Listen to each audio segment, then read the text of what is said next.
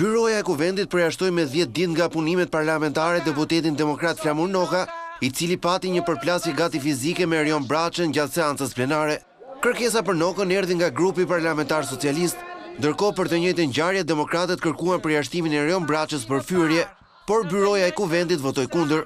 Braçe le të bëj çfarë të doj, po puna e parë që duhet bëj është ajo, të zbatoj rregullorin e këtij kuvendi. Këtë gjë bëra unë. Mora rregullorin dhe ja hodha Surratit duke i treguar lexo rregullorin se nuk jemi këtu për fjalor rruge. Në rast se deficiencën e tij fizike dhe intelektuale e kompenson me rrugaqëri, është çështja e Braçës.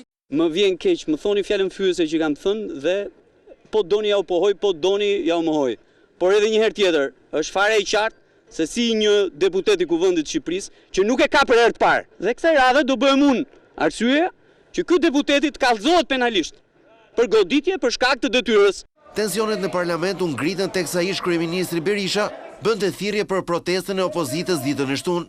Etiketimet e tij ndaj disa deputetëve socialistë për lidhje me krimin u shoqëruan me ofendime jashtë mikrofonit nga ana e Erion Braçës.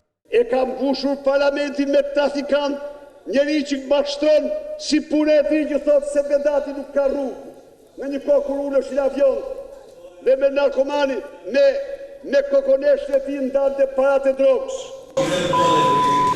Pas këtij momenti, deputeti Flamur Noka ju sul Erion Braçës dhe seanca u ndërpre.